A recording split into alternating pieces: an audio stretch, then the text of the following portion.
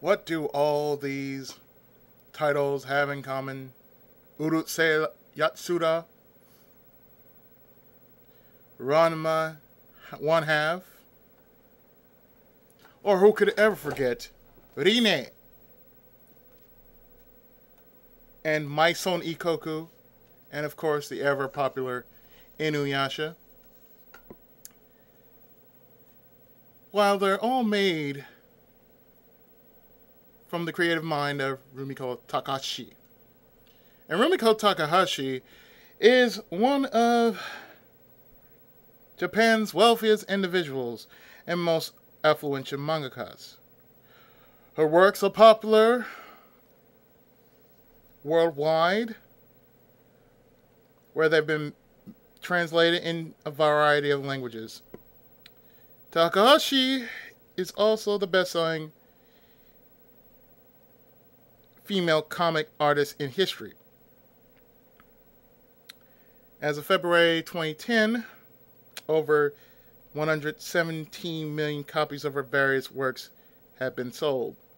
She has twice won the Shogakukan Manga Award, once in 1980 for Urusei Yatsura, and 2002 for Inuyasha. Born in Niigata, Japan, she showed little interest in manga during her childhood, though she was said to occasionally doodle in the margin of her papers while attending Niigata Chuo High School. Her interest in manga did not start until later.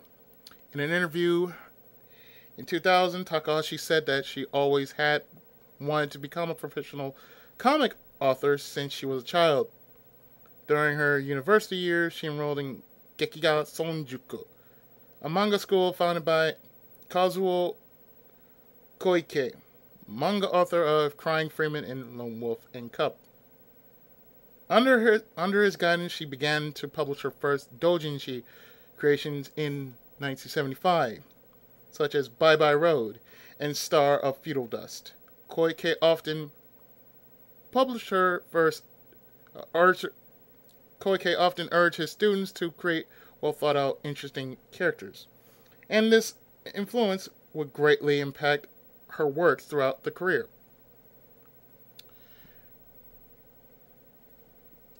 Now, of course, if you guys have seen her works, you would know she is pretty much the goddess of anything that is weird and cute. And if you are fans of either Inuyasha, Ranma One Half, Rine, One Pound Gospel, or even the Rumik works, then you, my friends, yes, you out there who are listening to the sound of my voice, you might be interested in her works. Her works are still available to this very day.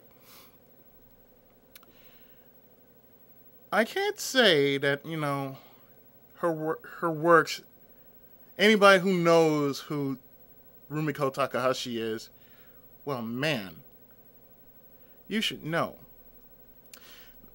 The only piece of work I've ever seen was, of course, Urusei Yatsura, Beautiful Dreamer. That's the only piece of work I've ever seen on TV. And it was shown once on Sci-Fi Channel when they actually had anime played on there during Saturday mornings before Mystery Science Theater 3000. And usually I would wake up every so often and catch an anime. And, like I said before, she is one of the most wealthiest mangakas there is. I mean, she's right up there with Naoko Takeuchi.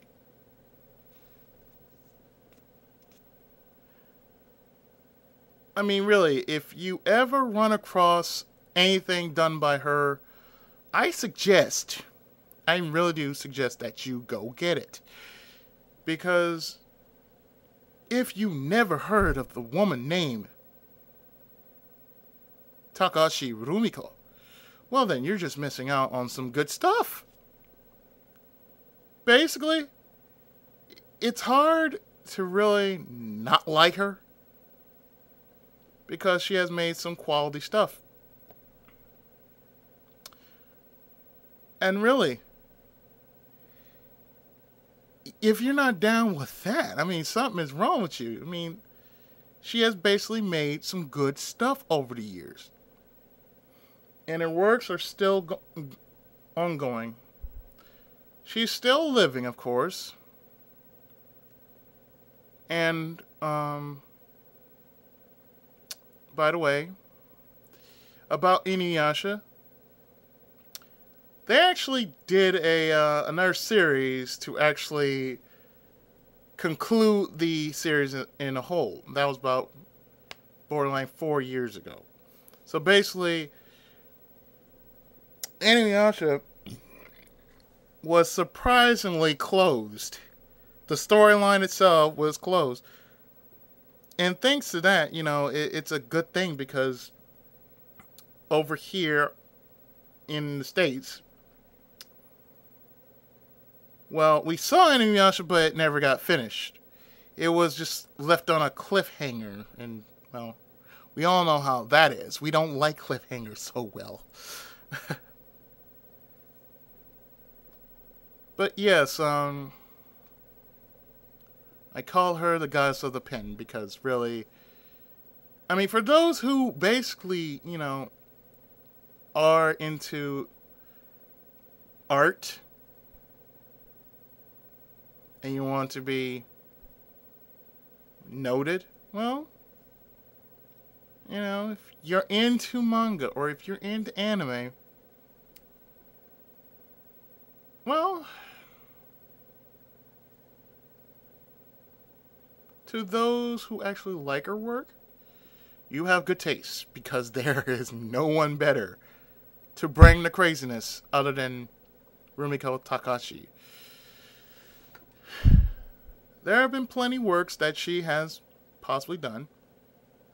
What I never mentioned was she also did Mermaid Scar, I believe. And, I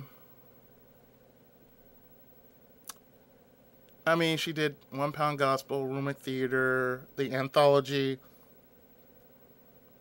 Rumik Theater or Rumik World, however you like to call it. But I believe it's called Rumik Theater.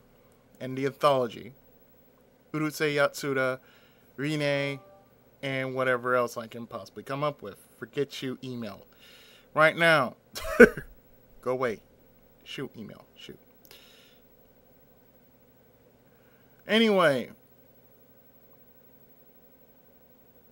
If you know what's good for you, and of course that's my song, Ikoku. If you know what's good for you, you ought to check out the many works of this fine, wonderful woman that we like to call the Queen of Anime.